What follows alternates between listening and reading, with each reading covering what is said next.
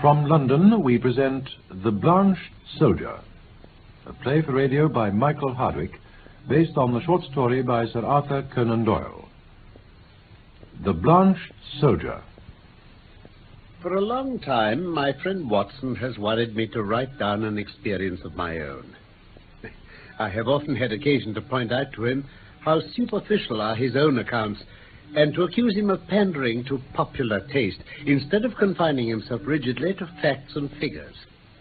"Try it yourself, Holmes," he's retorted. And, yes, I'm compelled to admit, I do begin to realize that the matter must be presented in an interesting way. I find from my notebook that it was just at that time, January 1903, soon after the conclusion of the Boer War, that I had a visit from a certain Mr. James M. Dodd. It is my habit to sit with my back to the window and to place my visitors in the opposite chair where the light falls full upon them. Mr. James M. Dodd seemed somewhat at a loss how to begin the interview, so I gave him some of my conclusions. "From South Africa, sir, I perceive." "Oh, why, yes, sir." "Imperial Yeomanry, I fancy." "Exactly." "The Middlesex, no doubt." "Mr. Holmes, you are a wizard." When a gentleman of virile appearance enters my room with such a tan upon his face as an English sun could never give, and with his handkerchief in his sleeve instead of in his pocket, it is not difficult to place him. You wear a short beard, which shows that you are not a regular. You have the cut of a riding man. As to Middlesex, well, your card has already shown me that you are a stockbroker from Throgmorton Street. What other regiment could you have joined?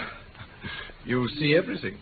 I see no more than you, but I have trained myself to notice what I see. However, Mr. Dodd, it was not to discuss the science of observation that you called upon me this morning. What has been happening at Tuxbury Old Park? Mr. Holmes, How? My dear sir, there is no mystery. Your letter came with that heading.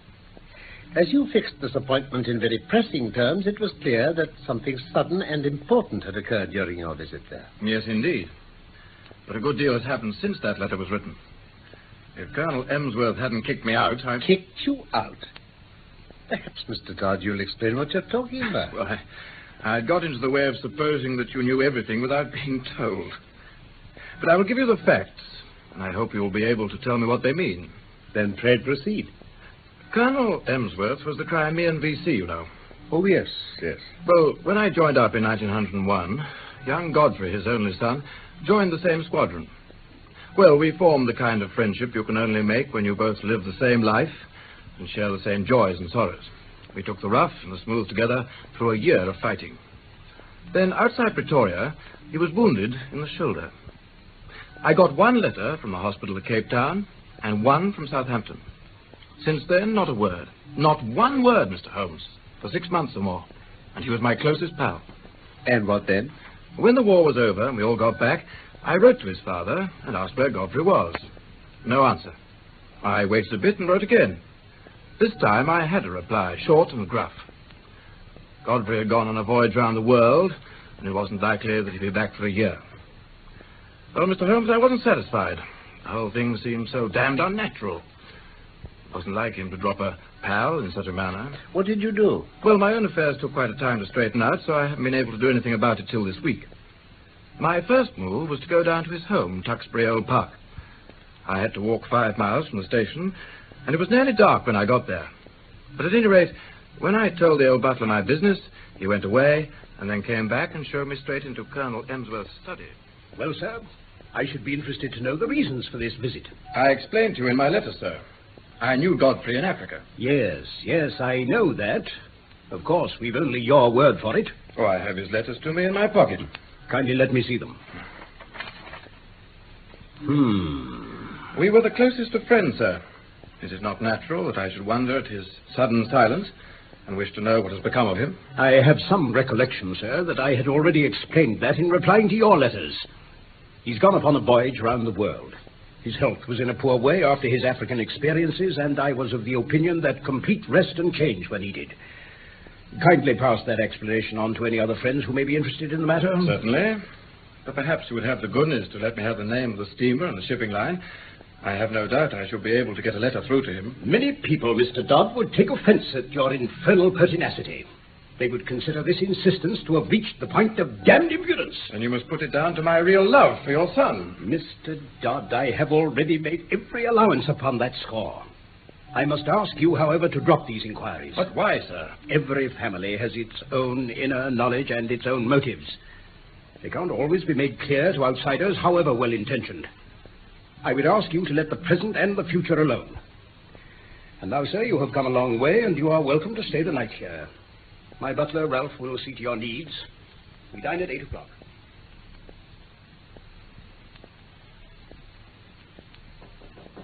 Come in. You beg pardon, sir. I just brought you some more coals. Bitter cold it is, sir. Oh, thank you, Ralph. There, sir. Now, sir, will there be anything more tonight? No, Ralph, that's all, thanks. Oh, before you go, there's just one thing. Sir? You've been in service here for a long time, I suppose. Oh, yes, sir. Me and the missus both. Then you've known Master Godfrey for many years. Lord bless you, sir, my missus nursed him. You could say, in a manner of speaking, I'm his foster father. Really?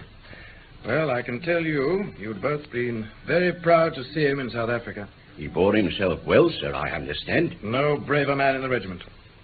He pulled me out once from under the Boer's rifles. Or maybe I shouldn't be here now. Yes, sir, yes, that's Master Godfrey. Courage, sir? Why, there's not a tree in this park he hasn't climbed. Nothing would stop him. He was a fine boy, all right. And he was a fine man, sir. Was? You say he was? Look here. What is all this mystery about? What has become of Godfrey Emsworth? I don't know what you mean, sir. Ask the master about Master Godfrey. It's not for me to interfere. Let go of me, please, sir. Now, listen to me, Ralph. You're going to answer one question before you leave this room if I have to hold you all night. Is Godfrey Emsworth dead? I wish he was, sir. I wish to God he was. Well, after that, there seemed to be only one interpretation, Mr. Holmes. My poor friend had evidently become involved in something criminal, or at the least something disreputable, that had touched the family honor. His stern old father had sent me away for fear of some scandal coming to light. Well, that was what I thought just then. Your problem presents some very unusual features, Mr. Dodd. Pray continue. Well, after the butler had gone, I must have stood there pondering all this for some time. Then something made me look up. And there was Godfrey Emsworth. In the room? No, he was outside the window. It was a ground floor room. I'd left the curtains open, and there he was, looking at me through the glass. He was deadly pale. I've never seen a man so white. I reckon ghosts may look like that. But his eyes met mine, and they were the eyes of a living man. Did he give any sign? When he saw me looking at him, he sprang back into the darkness. Mr. Holmes, there was something shocking about that man. It wasn't just that ghastly face. It was something slinking and furtive, something guilty. It left a feeling of horror in my mind. I assume, however, that when a man has been soldiering a year or two with Brother Boer as his playmate, he keeps his nerve and acts quickly. Exactly. Godfrey had hardly vanished before I was out of that window. I ran down the garden path in the way I thought he might have gone. It seemed to me that something was moving ahead of me. I called his name, but it was no use. When I got to the end of the path, there were several others branching in different directions to some outhouses. But as I stood there hesitating, I distinctly heard the sound of a closing door. It wasn't behind me in the house. It was somewhere ahead in the darkness. I knew then, Mr. Holmes, that what I'd seen was no vision. Well then, Mr. Dodd, what else did you do? There's nothing more I could do. I spent an uneasy night trying to find some theory to cover the fact. Well, next day I found the colonel rather more conciliatory. His wife remarked that there were some places of interest in the neighborhood, and I saw an opening to ask whether I might stay there one more night. Somewhat grudgingly, he agreed. Which gave you a clear day in which to make your observations. Yes. I felt I must explore the garden and see what I could find. There were several small outhouses, but at the end of the garden there was a detached building of some size. It was heavily curtained. I wondered if this could have been the place the sound of that shutting door had come from. I approached in a careless fashion, strolling aimlessly, and as I did so, a small bearded man in a black coat and a bowler hat came out of the door. He locked it after him. Then he looked at me with some surprise. Good day, sir. Good day. Are you a visitor here? Yes, I am. My name is Dodd, James M. Dodd. I see. I'm an old army chum of Mr. Godfrey Emsworth's. I came hoping to see him. What a pity that he should be away on his travels. He would have been pleased to see you, no doubt, Mr. Dodd. His travels? Exactly. Well, good day to you, sir. No doubt you will resume your visit at some more propitious time. Good day, sir. He passed on. But when I turned, I observed that he was standing watching me, half concealed by some laurels at the far end of the garden. So I strolled back to the house and waited for night. As soon as everyone had retired and everything was dark and quiet, I slipped out of my window and made my way as silently as possible to the mysterious lodge. The curtains were still drawn, but now there were shutters up as well. Even so, there was some light coming through at one place. I found I could see inside the room. I saw the little man I'd seen that morning. He was smoking a pipe and reading a paper. I tried to see more of the room, but just then... So you've become a spy, have you? Oh, Emsworth. Kindly follow me back to the house, sir. There is a train to London at 8:30 in the morning. Sir, if I may only... The matter will not bear discussion. You've made a most damnable intrusion into the privacy of our family. You were here as a guest, and you've become a spy. I've nothing more to say, sir, save that I have no wish ever to see you again. Very well, Colonel Emsworth. Only I've seen your son, and I'm convinced that for some reason of your own you are concealing him from the world. I've no idea what your motives are in cutting him off in this fashion, but I'm sure he's no longer a free agent. And I warn you, Colonel, that until I'm assured of the safety of the well-being of my friend, I shall never desist in my efforts to get to the bottom of this mystery.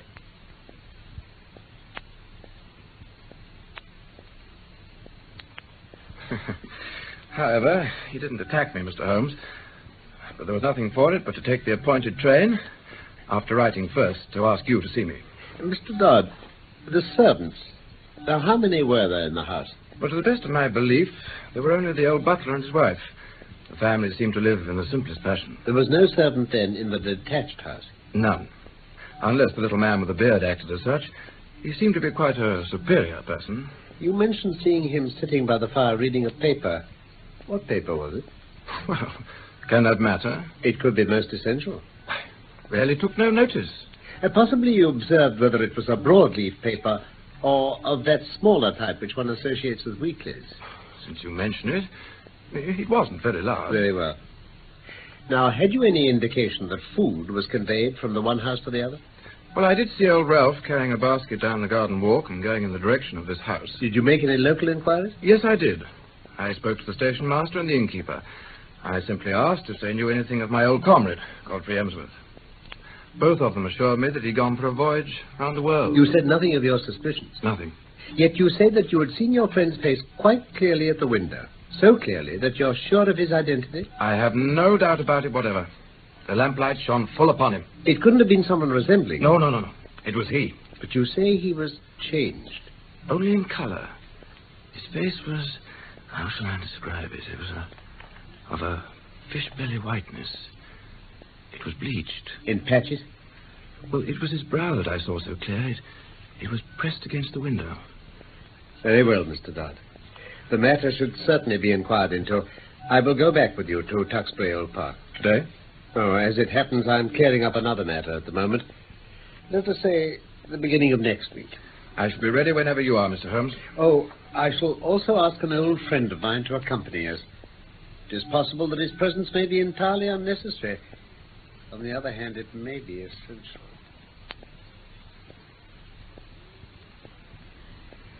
The narratives of my friend Watson have shown, no doubt, that I do not waste words or disclose my thoughts while a case is under consideration.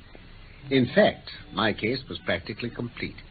When we arrived at the strange old rambling house, I asked the elderly friend who'd accompanied us to remain in the carriage unless we should summon him. I had not introduced him to Dodd, who seemed surprised, but asked no questions. The old butler, Ralph, opened the door to us. He wore the conventional costume of black coat and pepper and salt trousers, with only one curious variant. He had on brown leather gloves. He shuffled them off at the sight of us, laying them down on the hall table. I have, as Watson may sometimes have remarked, an abnormally acute set of senses, and a faint but incisive smell was apparent.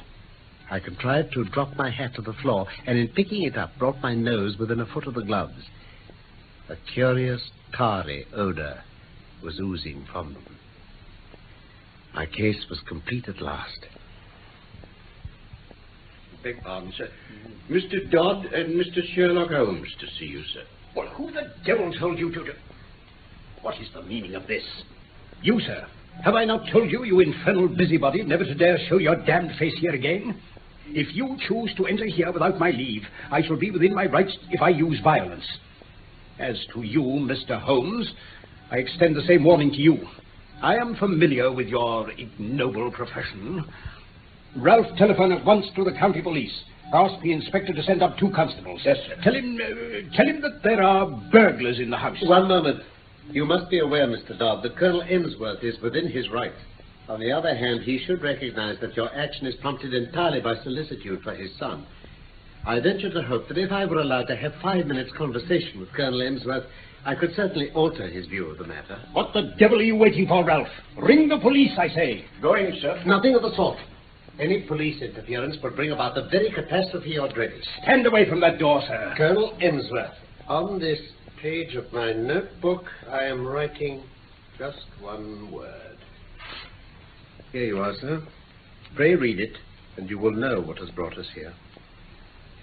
Well, how did you know this? It is my business to know things. That is my trade. Then you forced my hand. If you wish to see Godfrey, you shall. But this is your doing, not mine. Mr. Holmes, what does this mean? You shall soon see, Mr. Dodd. Ralph? Sir?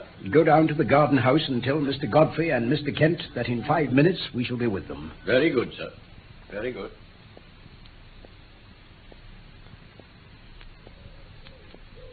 But this is very sudden, Colonel Emsworth. This will disarrange all our plans. I can't help it, Kent. Our hands have been forced. Can Mr. Godfrey see us now? Yes, he's waiting inside.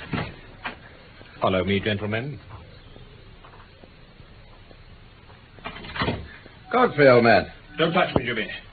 Don't come near. Yes, you may well stare. I don't quite look smart enough for B Squadron now, do I? What happened? Those white patches on your skin. That's why I don't court visitors. But you seem to have me at a disadvantage. Why, I came down to see if all was well with you. That night you looked into my window. Old Ralph told me you were there. I couldn't resist taking a peep. After you ran away, I couldn't let the matter rest. I asked Mr. Sherlock Holmes here to help. Oh, Mr. Sherlock Holmes, eh? Well, Mr. Holmes, you may as well hear my story, too. If you please, Mr. Emsworth. It won't take long to tell. You remember, Jimmy, that morning fight outside Pretoria on the Eastern Railway line? You heard I was hit. Yes, I heard about it, but I never got particulars. 3 of us got separated from the rest. Baldy, Simpson, Henson, and I. The other 2 were killed.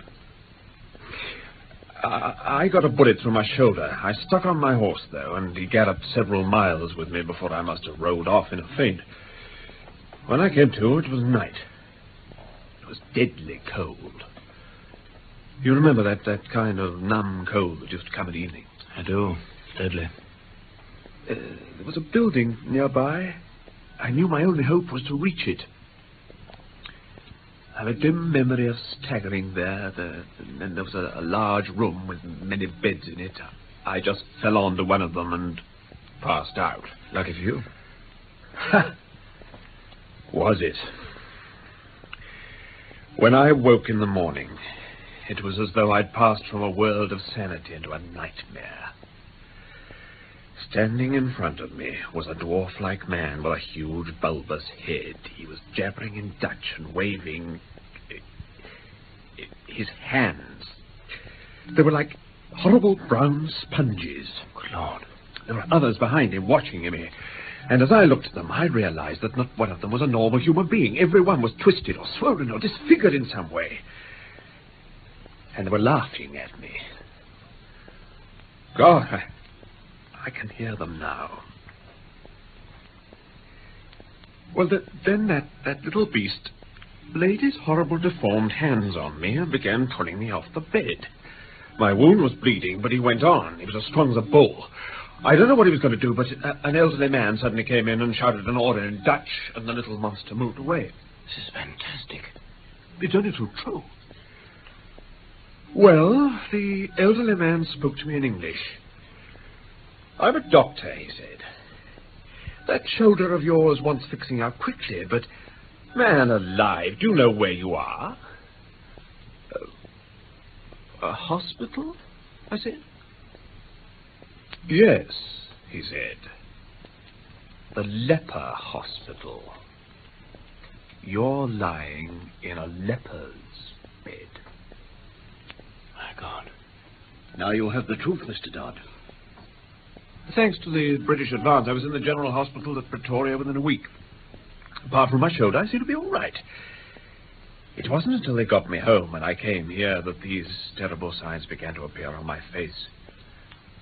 I knew then that I hadn't escaped. What was I to do, Mr. Dodd? We had 2 servants we could trust completely. There was this house where he could live.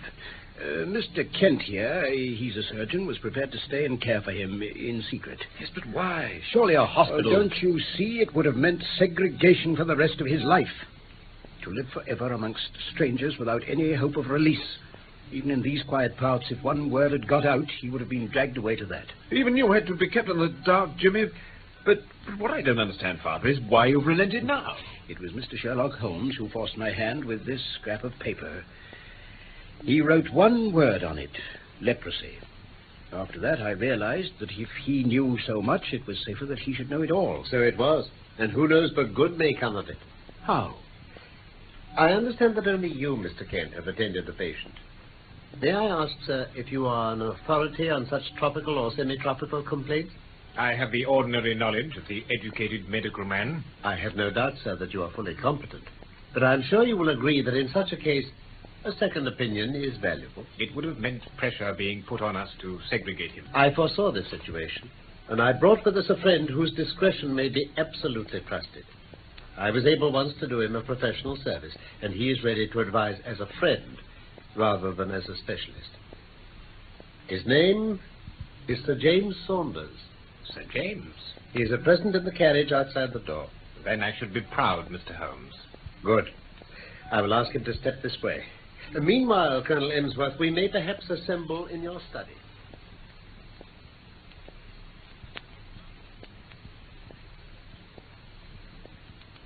My invariable process starts upon the supposition that when you have eliminated all that which is impossible, then whatever remains, however improbable, must be the truth. As this case was first presented to me, there were 3 possible explanations of the seclusion or incarceration of this gentleman in an outhouse of his father's mansion.